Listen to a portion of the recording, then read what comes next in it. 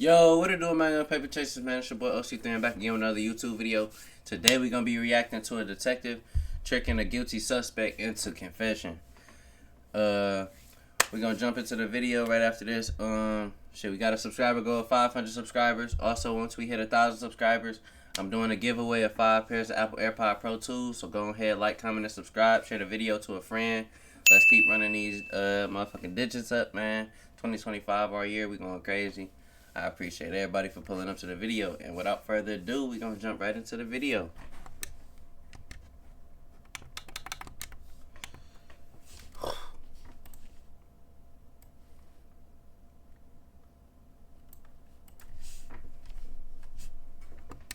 Where is it? No. Where did you go with her? I know you're not that cruel inside. I'm begging you, Lee. Just tell us. I don't know where she is. This is Lee Rodarte, a man taken into custody for being suspected of kidnapping and killing his co-worker, Savannah Gold. With no ideas of where Savannah could be, the cops knew getting this interrogation wrong could mean they might never catch the killer. What's even worse is that Lee had a foolproof story that was going to make sure Savannah was never to be found. Lee, however, is under the impression that he is smarter than the detectives. Little did he know, this would be a massive mistake for him. On the 2nd of August 2017, Savannah's family received text messages stating she was running away and quitting her job. The messages were riddled with errors, causing her family to panic and report her as missing immediately. Throughout the investigation, the police were grasping at straws until they were suddenly sent the CCTV footage from the Bonefish Grill where Savannah worked. The video shows her getting into a silver car in the parking lot before it began to shake violently, with the door being thrust open and pulled shut 3 times. The car then drove out of the parking lot and Savannah was never seen again. After a series of interviews, they discovered the car was identical to Lee Rodarte's, a manager at the grill and boyfriend to Savannah for around 2 months. Lee was immediately arrested on suspicion of murder and brought into the interrogation room. However, he was told by police it was for an unimportant traffic warrant. And that's when the following happened.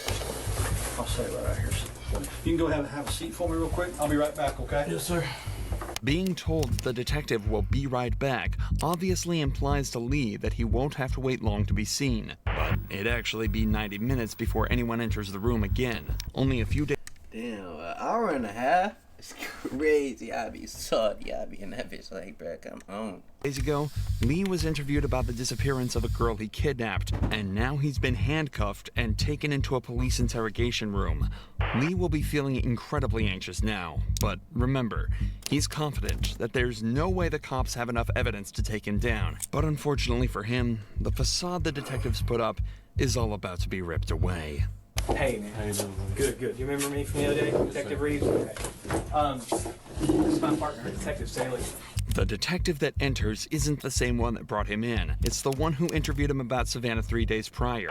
Any comfort he found in thinking this was all unrelated has now been completely taken away and replaced with pure panic. But Lee's plan remains the same, so he tries to keep himself composed as he prepares for the onslaught of questions he's about to be hit with. So, Savannah, you said that you knew her and you guys had, you knew her from work. I mean, just kind of fill me in with that. How long have you known her?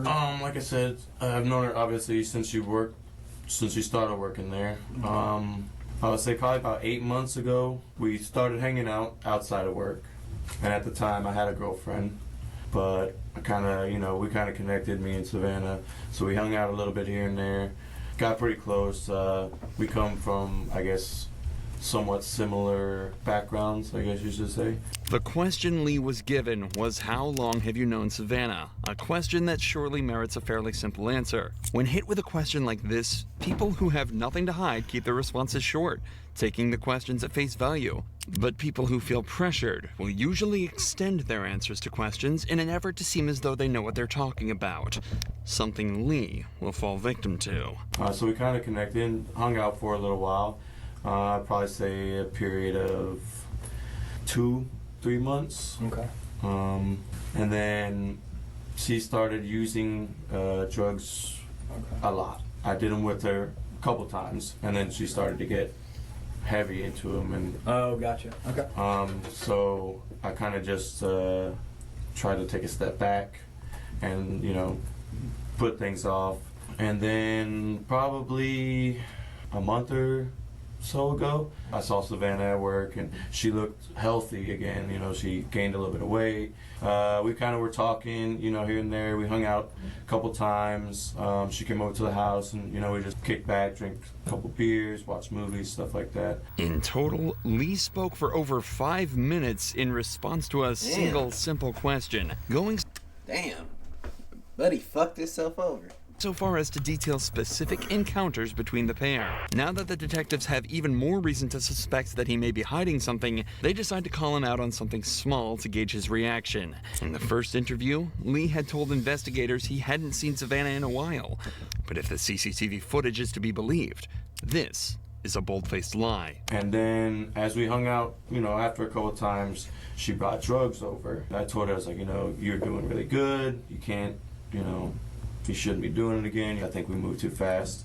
Split mutual ways. Mutual. Right. Yeah. And that was the last time that we text. Okay. When was that? Yeah. When was that? It was probably 2 or 3 weeks ago. Okay. Sometime in July. Right. Right. Yeah, and I think that's one of the things you said was that was the last time that you had contact with her. Yes. As far as I don't want to put words in your mouth, so I mean you correct me. That was at the any last time that I texted her. Yeah, text or a phone call or a messenger Yeah. or anything like that. It was 2 to 3 weeks ago. Yeah. Okay. And Damn, I ain't even no detective. And all that moving around in that chair, nigga, I could tell that your ass shook now. and then the last time, when was the last time you saw her? This is what I was a bit. I didn't tell you the truth when we talked at Bonefish. Okay. Last time I saw her was Wednesday afternoon. Okay. I heard that she has been basically telling a lot of people at work that we hooked up a bunch, like a couple days before that.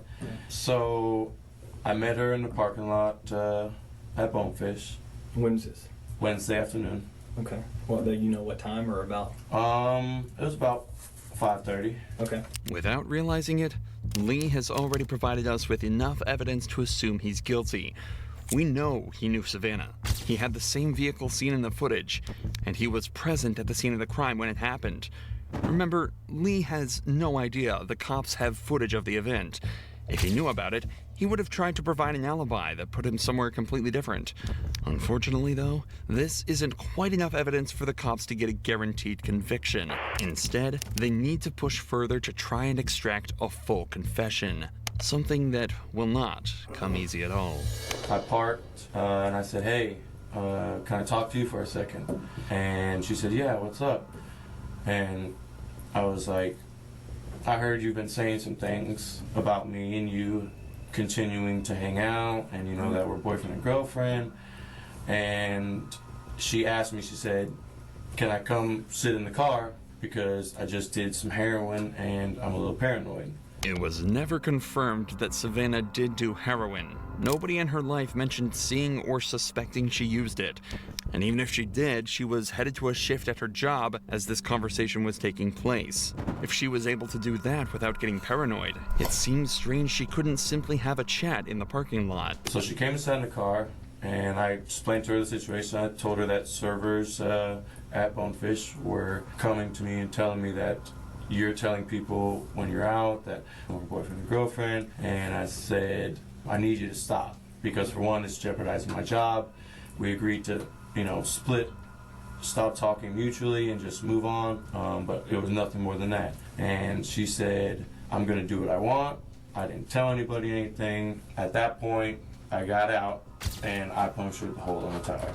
And I said, no, stop. And I said, don't do it again, or next time it's gonna be worse. It's gonna be your windows. At that point, This nigga punctured the whole tires because the bitch was telling the motherfuckers at work that they was together. she Crazy had her work. phone in her hand. She got out of the car and walked towards the main entrance from San Jose.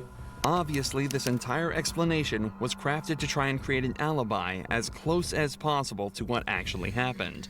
But the few small inaccuracies are actually glaring windows directly into the truth. We know that Savannah never left the vehicle in the parking lot, and that she drove away with him just minutes after getting in. Lee is unwittingly constructing a mountain of evidence against him in the form of lies that he thinks he's getting away with. And he's not finished yet. And it looked like she was either texting or calling somebody. Okay. Because as she started walking towards there's an entrance to the plaza. She was walking maybe towards this way. Mm-hmm. And I would say an older model Ford pickup, green, Okay. drove past me and around, and she got in. Okay. She How long got do in. you think it was between the time that she got out and started using her phone till that green truck pulled up? Maybe 5 minutes. Okay. So wow. So if she called somebody, they got there in 5 minutes to pick her up? Well, I mean, like I said, it looked like she was going to call somebody, and that's when the green truck came around, and she got in. So she gets in the truck. What happened at that point? They drove back around, kind of looped around a little bit. Which way did they drive? So I guess they exited that way, and at that point, I left. Lee doubles down on the lie, again, thinking that this puts him completely in the clear, as he wouldn't have been the last person to see Savannah, but his decisions continue to work against him. Had he decided to stick closer to the truth, he might have been able to argue that he took Savannah somewhere else and then parted ways with her. But without the knowledge of what police have against him, Lee is left simply guessing and forced to make up stories on the fly. This is why it's so important to call a lawyer, innocent or not. In an interrogation, detectives are allowed to both lie and withhold evidence from you, putting you in a very difficult situation where you're at the mercy of their tactics and games. However, the second you bring an attorney into the mix, things get exponentially easier, as police are forced to turn over all of the evidence in their possession so they can put together a fair and sound defense for you. Calling a lawyer isn't just having a wingman at the interrogation You have the right to remain silent. Face ass. room. It's an unlocked door that bypasses almost all of the police's tricks. It goes from them interrogating you to a legal battle. But, needless to say, Lee hasn't called the lawyer and has been left at a disadvantage from the beginning. If Lee was as smart as he thinks he is, he wouldn't have waived this right, and likely would be in a much better position. What happened to your neck? That was self-inflicted, actually. Why? I just have been having kind of a hard time. To your neck? I couldn't. Yeah, I did. And What did you use? a knife. When did you do that? Some time in July. You did that in July and it's still Yeah. bloody?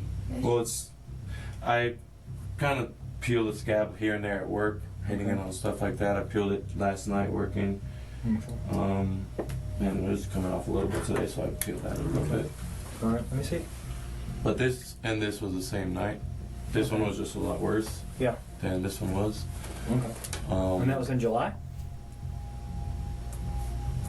Yeah. Okay. Like a few weeks back. Yeah. Okay. It doesn't take a genius to realize how brazen of a lie this is. Aside Yeah, that's terrible, my nigga. The body do not heal that goddamn slow. from his incredibly unconvincing delivery of his excuses, Lee has no history with self-harm and was reported to have been in good spirits in the weeks leading up to this event. Furthermore, Lee becomes visibly anxious here. Most people have a tell that shows when they're lying or feeling uncomfortable. For many, this is crossing their arms or slouching in their chair, but Lee keeps his posture and position fairly consistent throughout the interview. Instead, Lee is prone to subconscious jittery movements in his limbs. Earlier in the interview, while being caught in his first lie, he bounced his leg repeatedly the entire time. Well, I ain't gonna lie, I do that bounce the leg shit. Like, just, I wouldn't even be talking. I do that shit, I ain't gonna lie. That's just a habit. here, he moves his hand and fingers unnaturally every time he tells a lie. In fact, it's almost comical how perfectly it lines up with the false statements. I met her in the parking lot at Bonefish When was this? Wednesday afternoon. What happened to your neck? That was self-inflicted, actually. What did you use? A knife. It's also interesting to note that the detectives almost certainly noticed these marks just seconds into the interview. The decision to mention it now was a conscious one, done to try and build pressure. Lee would likely have anxiety regarding his last big lie about Savannah exiting his vehicle. Catching him so suddenly in a second lie right after will likely amplify these feelings and cause him to feel even more paranoia as the detectives continue. This is also likely why they immediately flip back to talking about the truck right after. Could you see who the person in the truck was? The truck had fairly tinted windows. I saw a baseball cap. Yeah. You see a guy, girl, white, black? I couldn't really tell if it was a guy or a girl. Okay. I just remember seeing the truck drive and her get in. Yeah. And obviously I'm sitting in front and the truck drives right past me. Yeah. And I saw a baseball cap through the passenger window. Okay. But So did it seem like she knew the person? I mean, she got right in. Lee, why didn't you mention this before since we've been looking for this girl? I mean, don't you think that information I mean, is important? it definitely does. And I regret obviously not saying anything before. So when I come up and talk to you yesterday, I'm not threatening. I'm talking to everybody up there. What? Why? Well, I just, I freaked out, to be honest with you. I mean, This girl's missing? yes. Okay. But you know she's been missing. I mean, you had to know. Obviously, I was the last one to see her, so Yeah. I was a little bit scared at that. How do you And know you What about the green truck, my boy?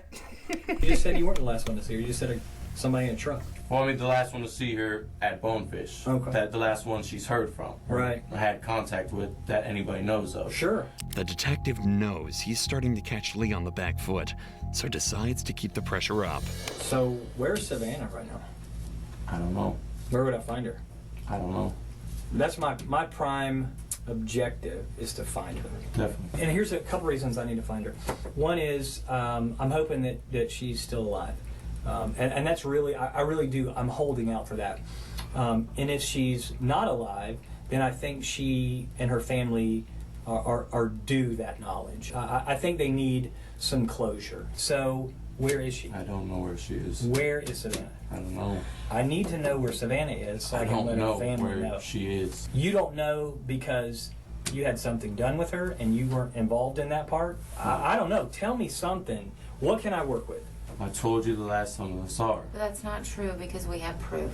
We have proof. And that's why we're sitting here, Lee. At this point, we need this for her. I mean, I look at that little girl and I think of my little girl. My little girl who's her age.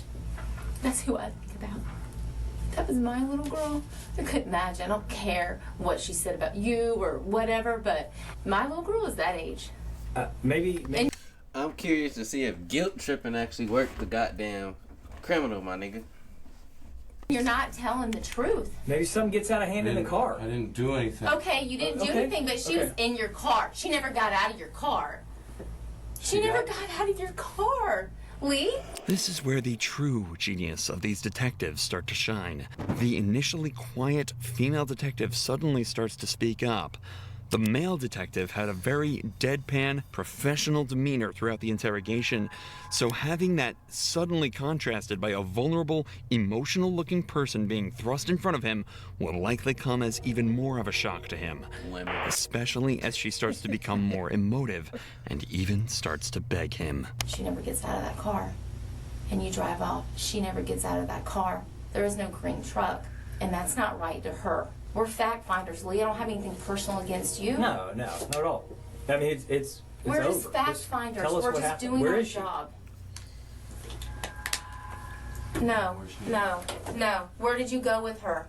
Where did you go with her, Lee? Be human. You're a human. You're a man. Where did you go with her? I know you're not that cruel inside. Maybe you Please. maybe you don't know where she is now. Where did you go with her? Please. I'm begging you, Lee. I know you're not an evil person. I don't see that in you. I don't see that in your history. I don't hear those things about you at work.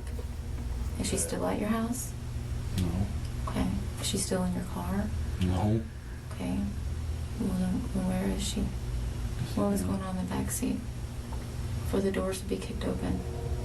She kicked open that door 3 times, Lee. She kicked it. We saw it. And you know I'm not making it up, because I wouldn't know this because I wasn't there unless we had video of it, correct? Yes, correct. I'm not trying to trick you. I'm just a fact finder. I mean, she was upset. You admitting to this shit? Alright, She my bad. tried to slap me. I slapped her. She went to get out.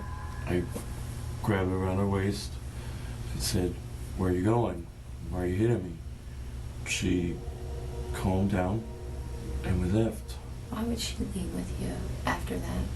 Why would she? I mean, we've gotten arguments plenty of times where she says she doesn't care what happens or anything like that. All right. Sometimes people do wrong things, right? Some people make mistakes. It's what you do afterwards. I got a family that needs closure. They're now coming to the reality that she's no longer with us. Do you want people to remember you as a guy who said, okay, look, I'm going to do the right thing? Or do you want your family and everybody else to think that you're some evil, heartless person who won't tell us where she is? I don't think you're that kind of guy. I don't think you're evil. Just tell us where she is. Closure for her family. She was hitting me. She wouldn't stop, and I squeezed back. I squeezed her hard. Stop. You squeezed her around her neck or around her neck? She just wouldn't let go. I didn't let go. Where is she now?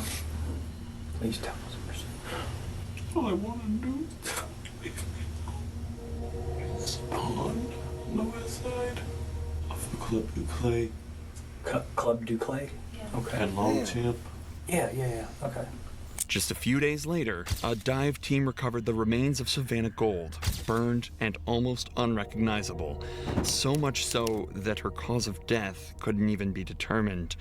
Lee Rodarte pleaded guilty to the second-degree murder of Savannah, and in March of 2021 was sentenced to 40 years behind bars. Damn. Shit, chat. Alright, chat, man. That's gonna be the end of the video. I appreciate you for watching. If you made it to this point in the video, man, put 2025 in the comments. Shit. But we got a subscriber goal of 500 subscribers. Go ahead, hit that subscribe button. Once we hit 1,000 subscribers, we got a giveaway of 5 pairs of Apple AirPod Pro 2. So go ahead, like, comment, and subscribe. Share it to a friend. Let's keep running it up. 2025 is our year. We stream every day on Twitch and TikTok. Go to the links in the description and follow me on both of those accounts if you never want to miss a live stream or extra content that I post. And without further ado, man, we're going to get up out of here. I appreciate everybody for watching. Peace.